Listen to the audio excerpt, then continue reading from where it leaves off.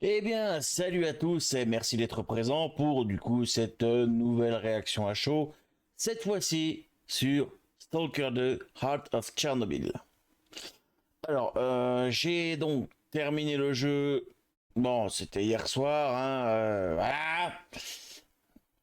Bah, c'est marqué quand même minuit 29, hein, pour être plus précis.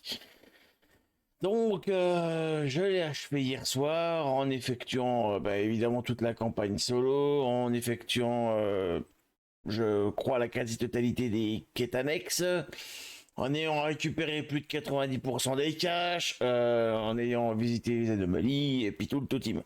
Alors, en termes d'heures, ça me porte le jeu à peu près. Alors, 3 jours, ça fait 72 heures. 72, ça fait 72, ça fait 84 heures. Voilà, si je dis pas de conneries, 84 heures. Et 43 minutes de jeu, 84 heures, donc allez, on dirait 85, hein, voilà. Parce qu'évidemment, le jeu n'a pas tenu compte des nombreux crashs qui m'ont fait recommencer un petit peu en arrière, quoi. Donc, voilà. Alors, là-dessus, déjà, le ton est donné. Alors, Stalkers 2, donc Stalkers 2, développé par GSC Games World, édité par GSC Games World, voilà. Et je vais même pas tenter de donner le nom de son réalisateur parce que putain de merde, c'est. Voilà, trop compliqué. Alors, c'est un jeu qui s'oriente dans les FPS survival horror. Voilà, c'est assez connu hein, depuis les trois premiers Stalkers qui sont, je le rappelle, Stalkers Clear Sky. Voilà, c'est le premier. Stalker Shadow of Chernobyl et Stalkers, c'est Call of Pripyat. Voilà. Après, il y a le Stalkers Anomaly qui est ressorti il y a quelques années maintenant, quelques mois ou qui est une grosse amélioration en fait de l'ensemble des trois premiers, mais que j'ai pas encore eu l'occasion de faire parce que voilà, j'ai un petit peu la flemme de télécharger tous les modes et puis de tout mettre en place. Donc, j'ai terminé ce Stalkers 2. Alors, globalement, mon expérience, bah, elle est ce que j'attendais d'un Stalkers. Voilà, c'est-à-dire un jeu qui va être un minimum exigeant quand même, qui va nous mettre quelques tartines dans la tronche, hein, ça faut reconnaître que le jeu l'a fait, voilà. Et puis, bah, à l'image de tous les autres Stalkers, il était buggé. Ouais, ouais. Mais ça, bon, bah, on en reparlera un tout petit peu plus tard. Je vais essayer vraiment de raccourcir le format parce que des 20-25 minutes, c'est peut-être quand même trop long pour une réaction à chaud. Alors, je divise du coup la réaction à chaud en trois points essentiels. Le premier qui sera le scénario, la bande-son, le gameplay. Et après, j'aborderai défauts, qualités, voilà.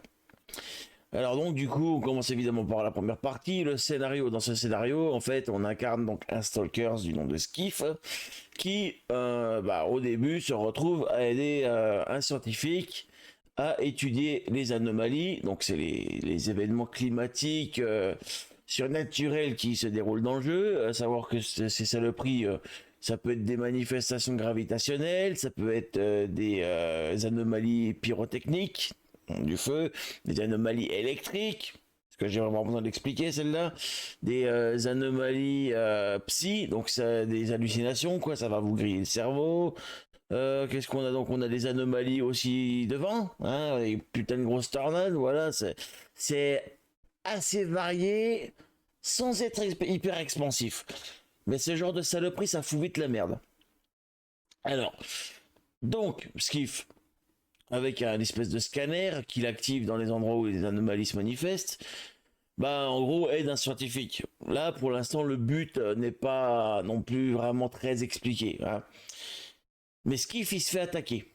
Il se fait attaquer après avoir étudié une anomalie, il se fait mettre un coup de crosse dans la gueule, voilà, c'est un peu classique, j'ai envie de dire, mais c'est une bonne amorce. Et bah il se retrouve un petit peu à poil, pas loin des Alissa, qui sera en fait la première ville où est-ce qu'on va tomber. Voilà. Donc de là, le jeu va nous permettre en fait littéralement d'aller où on veut, dans une limite raisonnable, hein, parce que si le jeu estime que vous dépassez une limite à laquelle vous n'avez rien à faire là, un sniper va vous tirer dessus de nulle part, hein, ça va faire vous allez vous effondrer, terminé. Voilà. Et putain, quand on aime bien pousser l'exploration comme moi, un petit peu abusive, on va dire. Ça arrive souvent. Donc, Stalkers va se dérouler comme un RPG, sans arbre de compétences, hein, ça vous pouvez les oublier. C'est-à-dire que vous aurez un système de factions dedans, vous aurez l'ordre, vous aurez donc l'ordre, qu'est-ce que je raconte? C'est plutôt la garde, si je me trompe pas. Ouais, vous aurez les militaires et vous aurez le monolithe et puis éventuellement une quatrième faction qui sont les stalkers, donc les nomades. Voilà, ceux qui font pam pam boum boum dans tous les coins, qui vont chercher les artefacts. Les artefacts sont des objets très précieux à récupérer dans le jeu, et ces artefacts se trouvent en général vers les anomalies, dont je vous ai cité précédemment. Vous allez aussi avoir un système de commerce, hein. Voilà, donc des marchands, vous aurez quoi? Vous aurez médecins, vous aurez techniciens et vous aurez marchands basiques. Vous avez aussi des guides qui vendent votre service pour vous amener à différents endroits, à condition que ces endroits vous les ayez découverts avant. Voilà. Donc le scénario, voilà, donc on considère que la partie au moment où vous arrivez à Zalissa, donc la première ville, c'est vraiment là où le jeu va dire tiens, tu te démerdes, voilà. On va t'amener un PNJ, tu vas suivre le gros losange orange, et puis bah, tu vas suivre les quêtes, tout simplement. Ces quêtes vous amèneront vers d'autres missions, qui vous amèneront vers d'autres quêtes, et ainsi de suite, jusqu'à ce que vous atteigniez des points critiques dans le jeu, dans lesquels eh ben, votre décision fera prendre un embranchement qui déterminera la fin du jeu. La fin du jeu, il y en a trois, il me semble. Donc vous avez une fin pour chaque faction, hein, pour les trois factions principales, j'entends, parce que la faction des stalkers, bah les couilles. Voilà. Donc ça c'était un petit point rapide sur le scénario, bon, que j'ai trouvé bah, pas mal, franchement c'est un scénario qui était plutôt bien construit, je le reconnais. Ça a été complexe pour moi de le suivre parce que le jeu m'a mis des petits crachats dans la gueule comme ça en termes de crash, en termes de quêtes qui se lancent pas, en termes de quêtes qui ne veulent pas se lancer malgré les invites de commande. Mais voilà, ça je vais aborder ça dans la partie gameplay parce que ça me démange. J'ai une rancœur en fait vis-à-vis de ça. Voilà. Donc ça c'était la partie scénario. Ce qui fait d'un scientifique, il se fait attaquer. Évidemment, le but va être de retrouver ceux qui l'ont attaqué pour savoir pourquoi, pour qui il bosse, et bah, évidemment récupérer le scanner parce qu'il y a quand même toutes les données dedans. Bon, voilà. Alors, ensuite nous avons la bande son du jeu. Alors, je vais pas vous mentir, moi les rares jeux où j'ai la bande son d'activer, c'est la saga Fallout par exemple, parce que bah, c'est la radio de Fallout et puis ça fait partie de la vie quoi. Là dans Stalkers, la bande son, bah, elle était bien, c'était une bande son d'ambiance, voilà, je veux dire, elle savait s'imprégner de l'environnement dans lequel on était. Chaque région avait sa petite bande son. Donc c'était pas mal. En plus, bon, vous avez aussi cette fameuse musique que vous entendez sur tous les shorts de Stalkers 2, qui est l'espèce de musique bah, cliché, j'ai envie de dire, de la saga. Hein. Musique qui se fait quoi, la trompette ou je sais pas trop quoi. C'est un instrument avant. Mais bref, voilà. Bah pour le reste, bah, elle était relativement discrète et plutôt oubliable en somme, hein, je veux dire, elle se prête bien à l'environnement, mais comme mon canapé se prête bien dans mon salon, si vous voulez, je veux dire, ça n'a rien d'extraordinaire. Voilà. On est très loin, par exemple, de la bande-son de Underal Forgotten Stories, qui est donc un clone de Skyrim, on a peu mieux branlé quelque part, où, oh putain, c'était du miel pour les oreilles, quoi. Genre, en fait, c'est même pas comparable. Je veux dire, dans Stalker, c'est tellement focus sur ce qui se passe que la musique, voilà, tu t'en tartines un peu le fion. On va passer maintenant à la partie gameplay du jeu. Là, ça va être la partie où je vais peut-être en avoir ras le bol, oui, et peut-être aussi un petit peu le plus à dire. Alors, dans le gameplay, donc ça se joue comme un FPS. Comprenez donc que vous ne voyez que vos mains, hein, une partie de votre buste éventuellement, et évidemment vos flingues. Bon. Alors comment que ça se joue un Stalkers? Alors vous avez un système d'inventaire. Donc vous avez votre sac, hein, voilà, vous appuyez normalement. Alors moi, vu que j'ai deux pouces opposables, je joue toujours manette, voilà. Vous appuyez sur la touche directionnelle bas, vous allez foutre la main dans votre sac et c'est une petite animation qui sert à ouvrir l'inventaire. L'inventaire va se composer donc, on va dire de deux cadrans principaux. Le cadran de droite qui, bah, qui annonce tout ce que vous avez dans le sac, et le cadran de gauche qui va supporter vos objets, par exemple votre détecteur, le détecteur qui vous aidera à chasser les artefacts dans les anomalies. Vous aurez évidemment comment vous aurez vos armes, hein, donc vous pouvez porter 3 armes, donc 2 armes d'épaule et une arme de poing. Voilà. Vous avez aussi une petite zone de 5 cases habituellement dans laquelle vous allez pouvoir placer des artefacts. Alors, les artefacts, je vous l'annonce, c'est un truc qui peut vous être vachement utile, comme qui peut vous desservir assez facilement. Parce que les artefacts vous donnent des bonus. Par exemple, l'essentiel, moi, les artefacts que j'avais me donnaient des bonus de protection radioactive et des bonus d'allègement du poids de l'équipement. Voilà. En gros, la charge de base de votre personnage, c'est 80 kilos.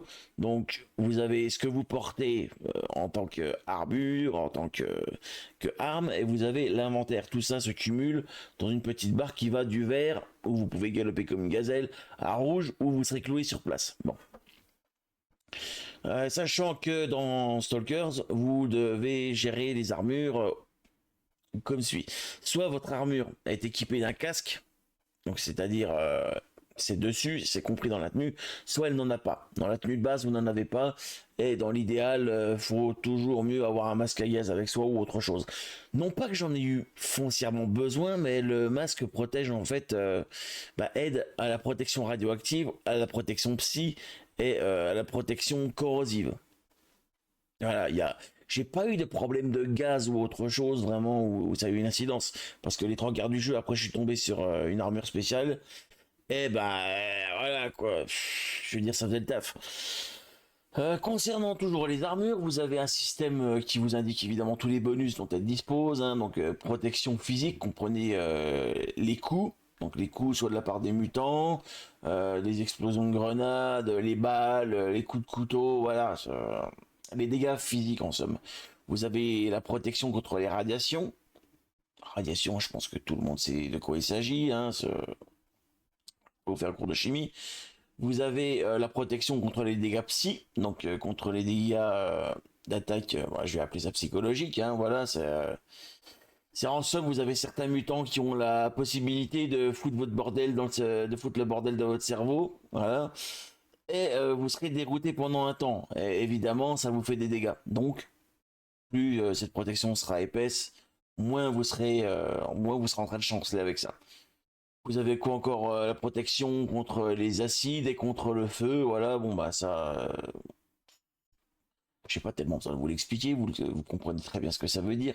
Plus votre seuil de tolérance est élevé, moins vous subirez de dégâts liés à l'environnement. Vous avez basiquement les petites armures en tissu classiques de merde. Vous avez les exosquelettes qui sont objectivement le truc à choper au plus vite, hein. Moi, je vous recommande l'exosquelette Liberté, qui est sans doute le meilleur que j'ai pu trouver. Voilà. C'est même les armures de fin de jeu du X7, c'était de la merde à côté. Voilà. Alors, comme je l'ai expliqué, vous avez un système de marchand et vous avez un système de technicien. Le marchand, c'est celui qui permettra de vous réapprovisionner, que ce soit en bouffe, en items de soins, en équipements variés comme des détecteurs, des munitions, des armes, des tenues. Voilà, principalement ça. Vous avez le technicien qui lui sera à même de réparer et d'améliorer vos armes. Oui, parce que vos armes se détériorent dans Stalkers. Vous avez un système de petits boucliers vous avez 2 boucliers, parce que si votre arme est en excellent état, donc à un état de 100%, vous n'avez rien, l'arme est en bon état. Si l'arme est à 50% ou moins, vous avez un petit bouclier jaune qui vous dit ah attention, là ça va commencer doucement à être la merde, fais attention, et vous commencerez à avoir des accidents de tir. Par exemple, le RPG, l'amorce ne se fera pas. Voilà, vous avez une balle qui va se coincer en sortant de la culasse, mettons, votre revolver aura le barillet qui sera désaligné par rapport au canon. Ça, voilà, c'est logique, hein. J'avais été surpris par ça la dernière fois dans le jeu Far Cry 2, où justement les incidents de tir sont aussi très fréquents quand les armes sont en mauvais état. Sauf que dans Stalkers 2, elles finissent pas par vous péter à la gueule. Voilà. Ah, remarque, c'est peut-être dommage ça finalement. C'est peut-être un manque de réalisme de ce côté-là. Il a un petit peu se détérioré au point de, hein, au point d'être complètement bousillé et inutilisable. Voilà. Donc, il est nécessaire pour ça d'amener vos armes chez les techniciens qui pourraient les entretenir et les améliorer. Alors, l'amélioration, ça se fait sur des points basiques, hein. En gros, soit le technicien dispose déjà des plans nécessaires et surtout du niveau de technique nécessaire pour améliorer votre arme. Par exemple, le technicien de Zalissa, il ne faudra pas envisager de lui faire augmenter votre exosquelette, parce que lui, c'est une teub, hein. Il s'est changé le culot d'une ampoule, voilà, c'est tout. Il va falloir attendre d'avoir des techniciens beaucoup plus qualifiés, beaucoup plus loin dans le jeu, qui pourront permettre d'avoir des améliorations. Par exemple, l'exosquelette, quand vous le portez, vous ne pouvez pas sprinter avec. C'est une enveloppe qui vous permet par exemple de porter des charges beaucoup plus lourdes, d'être mieux protégé. Mais bah, il faut débloquer la fonction de sprint avec. Et ça, pour ça, bah, il vous faut le plan nécessaire et le technicien qui pourra vous poser des variants hydrauliques de meilleure qualité. Voilà, c'est tout. Puis après, bah, vous pourrez sprinter comme si vous étiez en armure normale. On pourra vous donner des conteneurs plus performants dans lesquels vous pourrez mettre les artefacts qui pourront du coup être, on va dire, amputés de leur malus radioactif tout en vous laissant le bonus. Voilà. Bon après, ce sera des choix à faire. Par exemple, soit diminuer le poids de l'objet, augmenter sa résistance aux dégâts. Voilà, c'est assez varié. Concernant les armes, bon, bah, ça va de l'entretien basique, évidemment, jusqu'à changement du canon. Donc, vous pourrez changer d'autres calibres. Par exemple, c'est quoi? C'est la 12,70, la cartouche de 12,70 pour le fusil à pompe. Oui, voilà. Bah, vous passerez du plomb à la balle. Oui, c'est pas du tout en fait le même système de canon. L'un prendra un canon rayé, l'autre pourrait être un canon lisse. Vous voyez. Mais le problème, bah, c'est que si vous switchez de l'un à l'autre, vous ne pouvez pas faire machine arrière. Si vous validez, du moins. Parce que si vous êtes toujours dans l'écran d'amélioration, vous avez encore la possibilité d'annuler la dernière amélioration. Et bah, du coup, l'arme est régie par des stats, hein, aussi seuil de dégâts, précision, pénétration, taille du magasin, cadence de tir. Voilà. C'est basiquement tout ce que vous aurez. Et évidemment, vos choix vont influencer sur ça. Bon, bah, au point de vue de la map, elle est gigantesque, hein, elle englobe tout ce que vous aviez dans les précédents Stalkers. Voilà, enfin, j'ai plus là-dessus le souvenir trop clair de ces autres jeux. Mais vous avez pas mal de. Vous avez énormément des zones des précédents jeux qui sont réutilisées dans cette map-là. Donc c'est vaste, c'est vaste, hein. Il n'y a pas de système de fast travel autre que les guides. Donc pour l'exploration, on va dire que c'est bien. Vous définissez vos petits points pour aller chercher les caches ou autre chose. Et puis voilà. La cache, justement, parlons-en. La cache, en gros, c'est un stockage que d'autres stalkers ont laissé et dont les propriétaires sont d'ordinaire morts. Voilà, vous allez trouver ces caches en ramassant des notes, en ramassant des PDA, donc c'est les tablettes, hein, voilà, ou comme récompense de quête, voilà. Alors habituellement, ces caches, elles peuvent contenir de la merde, hein. Vous allez avoir de la bouffe, quelques balles, éventuellement parfois des armes en moyen état. Elles peuvent contenir des trucs de zinzin. Voilà, littéralement, bah, l'exosquelette liberté, je l'ai trouvé en fouillant des caches. Et ouais, voilà, c'est armes, bouffe, munitions la plupart du temps, quoi. Et puis aussi parfois des plans d'armure qui sont sur clé USB. Ça, faut vraiment vous bouger le cul pour les trouver. Bon, moi, à un moment donné, je cherchais plus. Voilà, parce que bon, j'étais déjà stuffé. Et puis, ben, le jeu me gonflait pas mal. Ça, je vais y revenir dans le système de quête, hein. Donc, on va en parler maintenant. Et puis voilà. Dans le jeu, vous avez un système de mission donc qui est censé du moins s'enclencher les unes derrière les autres. Le problème, c'est que dans mon cas, il y a certaines missions qui ne voulaient pas s'achever, qui ne voulaient pas me lancer la suite, et je ne comprenais pas pourquoi. Donc, j'ai appuyé sur la petite touche F10 qui, dans tous les autres Stalkers, me lançait l'invite de commande. Donc, l'invite de commande pour les joueurs PC, bah, j'ai pas besoin d'expliquer ce que c'est. Pour les joueurs console, En fait, l'invite de commande, c'est une fenêtre de terminal in-game qui nous permet de modifier le comportement du jeu en lui donnant des ordres, mais des ordres qui sont très spécifiques. Voilà.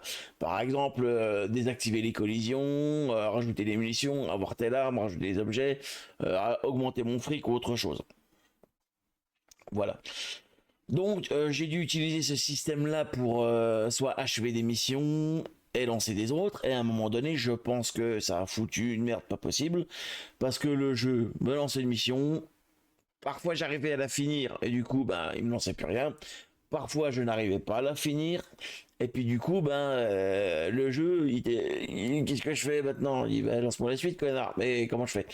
Bon, bah, du coup, je vais chercher l'identifiant de la mission, je fais une commande, mon cuisseur de bacon agile, mission E14.mq01, donc ça veut dire Mind Quest étape 01, 02, 03, en fait, donc voilà, et End Quest, voilà, boum, là normalement la mission est terminée, je touche les récompenses qui vont avec, et ensuite je fais le même type de commande, mais avec Start Quest au lieu de End Quest, et du coup bah, j'enchaîne avec la mission suivante, voilà, donc j'ai dû faire ça de la mission 8 jusqu'à la mission 16, je crois, qui achève le jeu. Alors, les missions sont longues, hein. Vous avez vu, j'ai pas chômé. Donc voilà, le système est complètement pété, ça m'a limite dégoûté du jeu, j'ai réinstallé le jeu je sais pas combien de fois, au moins, allez, 5-6 fois facilement, j'ai dû télécharger des mises à jour pour tenter de patcher le problème. Rien n'y a fait. Je vous garantis que j'ai failli laisser tomber. Sur un jeu que j'aime beaucoup, ça en dit long. Enfin, sur une licence que j'aime beaucoup, ça en dit long. Qu'est-ce que je peux rajouter d'autre? Donc le système était pété. Bon, le système de commerce, ouais. Alors il est bien là, il fonctionne, mais bordel de merde, les mecs, ça doit être des putains d'escrocs parce que l'exosquelette, quand tu le ramènes et qu'il a un petit bouclier rouge, t'en as vite pour 100 000, 150 000 coupons à réparer. Oui. C'est pas des zlotys, c'est pas des roubles, hein, c'est des coupons dans ce jeu. Le coupon, c'est la monnaie. Voilà, c'est tout. Donc, mon conseil, tout ce qui est au début arme avec un bouclier jaune, vous les ramenez. Vous les ramenez jusqu'à être à la limite de la ligne orange de votre poids. Ensuite, vous allez voir un marchand, vous revendez tout. Il faut vous constituer en fait une trésorerie dans ce jeu, c'est primordial. Voilà. Euh, bon, bah, après, j'ai envie de dire, l'univers était très bien. Les mutants, parce que dans ce jeu, vous n'avez pas que les humains qui sont méchants, vous avez aussi les mutants. Vous avez par exemple, allez, au plus bas, vous avez ce qu'on appelle bah, des espèces de rats. Voilà, c'est passé les rats, typiquement, ils sont en groupe, ça grouille. Vous balancez une grenade dedans, pan, ça explose, ça en fout partout, et il n'y a plus de rats. Après, vous avez des plus gros rats, je sais pas c'était quoi, des écureuils, un truc comme ça. Ensuite, vous devez avoir des espèces de lynx ou des chats sauvages. Après, vous avez les chiens qui sont censés être aveugles, vous avez d'autres chiens plus balèzes qui peuvent se multiplier. Vous avez ce qu'on appelle des croque-morts. Alors ça, je crois que c'est des cochons qui ont muté, hein, parce qu'ils ont des groins de cochons. Vous avez les sangliers sauvages. Ensuite, vous avez ce qu'on appelle les sangsues. Ça, les sangsues, c'est des grosses saloperies. Parce que la sangsue, en gros, elle est invisible. Enfin, elle est invisible. Vous voyez le camouflage optique dans les jeux vidéo, style celui du Predator, de Metal Gear Solid, voilà. Bah c'est pareil. En gros, elle va essayer de vous tourner autour comme ça. Et à un moment donné, vous allez apercevoir une espèce de vibration dans l'air qui va foncer droit sur vous. Bon, alors déjà, toujours sur terrain plat et dégagé, avec votre lampe de poche allumée pour faire contraste avec ce flou justement. Voilà. Utilisez un fusil à pompe, hein. Elle va apparaître vraiment au dernier moment quand elle sera devant vous pour vous porter un coup ou vous sauter dessus. Alors là, bon bah si vous avez un bon fusil à pompe, en général 3 ou 4 cartouches c'est plié, terminé. J'ai très vite laissé tomber le fusil d'assaut à partir du deuxième tiers du jeu parce qu'il m'était plus utile. Je travaillais essentiellement fusil à pompe, fusil de précision et Magnum. Voilà, le gros 357 Magnum ou 44 qui fait de bons gros dégâts. Le Rhino il s'appelle. Essayez de le récupérer assez vite, c'est impeccable. Vous avez aussi les télékinésistes. Alors ça, c'est des petits bâtards, c'est des petits nains comme ça avec qui sont encapuchonnés. Et ces petits bâtards, en gros, ils peuvent utiliser les objets environnementaux, notamment des armes qui traînent, pour vous tirer dessus. hein. Mais c'est-à-dire, lui, il est dans un coin, il y a une chier d'armes par terre, toutes les armes vont se lever, vous prendre pour cible et vous canarder. Et s'il est de l'autre côté, ce petit fumier, ça peut très très vite être chiant. Alors, il a un bouclier psy en plus qui le protège, ce qui fait que vous devez attendre que le bouclier se désactive, et ensuite vous devez lui bourriner la gueule. Donc privilégiez les tirs à la tête, il n'y a rien de mieux. Vous avez aussi le... Alors j'avais dit quoi le monstre psy. Alors lui, bon bah c'est un peu le même genre que le premier, sauf qu'il va s'attaquer directement à vous. En gros, quand il va vous attaquer, vous allez avoir un zoom sur sa gueule, hein. C'est le symbole que l'attaque vous a touché. Et ça va vous renvoyer vers vous, vous allez chanceler comme ça, vous ne pourrez plus viser pendant quelques secondes, et vous aurez perdu de la santé. Bon. Le mieux que vous puissiez faire en fait, c'est de vous mettre derrière un mur et d'utiliser la visée de côté en espérant lui bourrer la gueule tout pareil. Après, vous avez les grosses chimères, bon bah ça c'est facile, ça charge, c'est des sacs à PV, vous canardez ce que vous avez, grenades, munitions, voilà. Faut savoir que les ennemis sont très cons et que parfois ils ne sortiront pas d'une zone bien déterminée. Donc, n'hésitez pas à en jouer. Après tout, ce monde est un trou du cul vis-à-vis de vous. Il n'y a pas de raison que vous ne le soyez pas vis-à-vis de lui. Voilà. Il y a un autre ennemi. Il y a une manifestation. Alors, c'est comme un genre de spectre en fait. Vous ne le voyez pas, mais il se matérialise comme une espèce de petite boule électrique. Quand vous tirez dessus, ça gueule. Voilà. Bon, dès que vous en voyez une. Alors, le signe qu'elle est là, c'est que vous avez des objets qui se mettent à voler et qui finissent dans votre gueule. Et ça fait très mal. Genre une petite boîte en bois, une théière, une bouteille, même un flingue.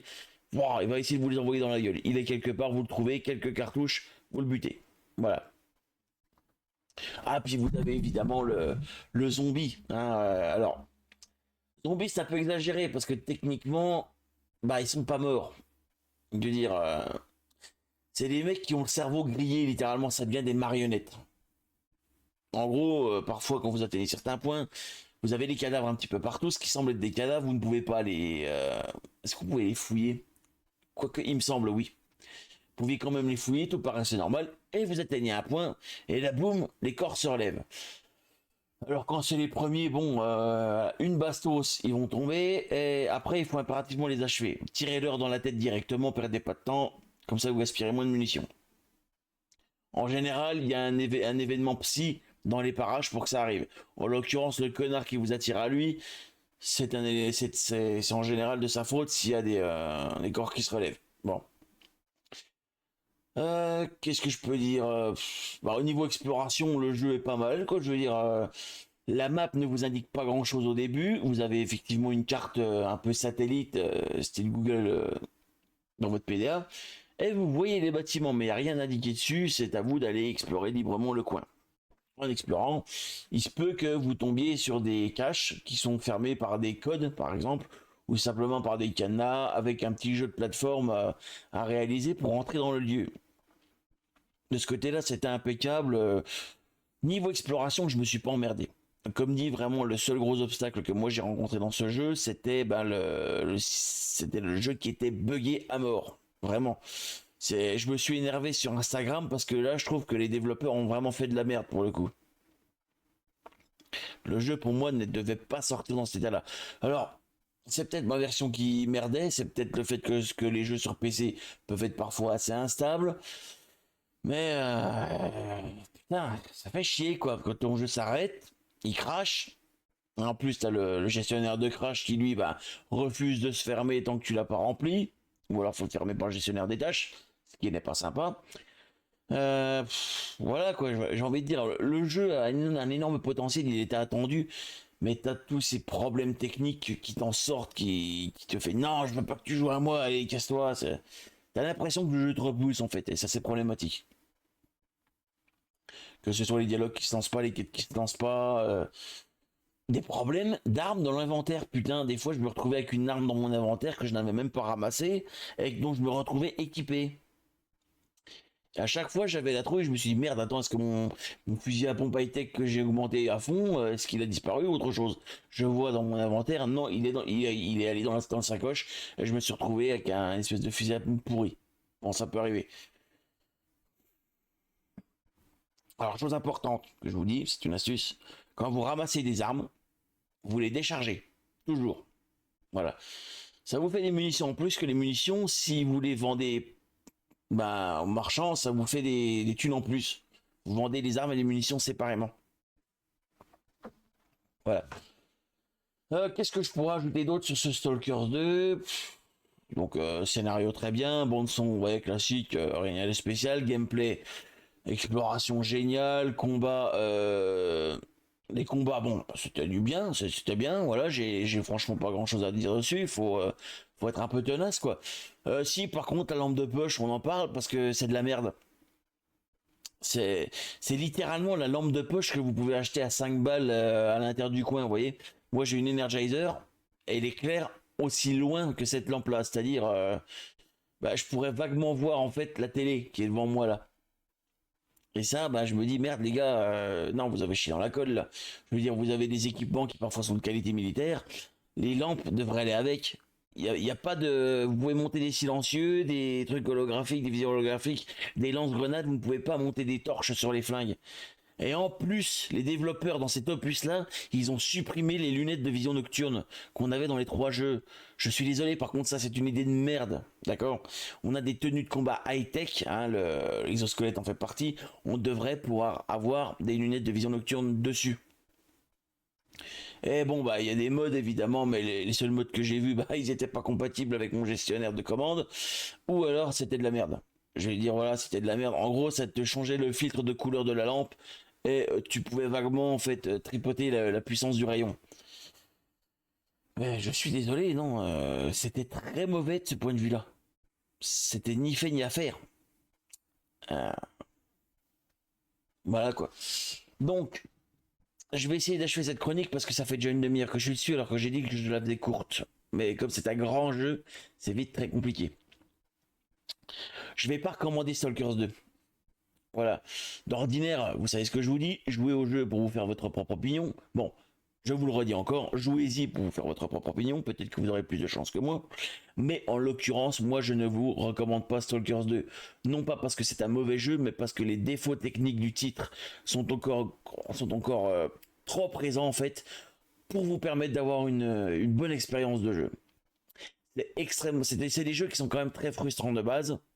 C'est un peu, bon, je vais pas dire que c'est le FPS c'est le Dark Souls du FPS, ce serait abusé. Mais le jeu est assez punitif, quoi. Donc si en plus vous devez vous taper tous les bugs techniques qui vont avec, non. En fait, non, je peux pas me permettre moi de vous recommander ça. Qui sait, peut-être que dans 6 mois le jeu, il aura été patché à mort de partout et qu'il sera très jouable. Et ben tant mieux. Mais moi, bah, je vais pas y rejouer parce que je l'ai terminé. J'y rejouerai peut-être aller dans 1 an, dans 2 ans, parce que voilà, ah tiens, Stalkers 2, bah, je vais voir comment il est. Hein.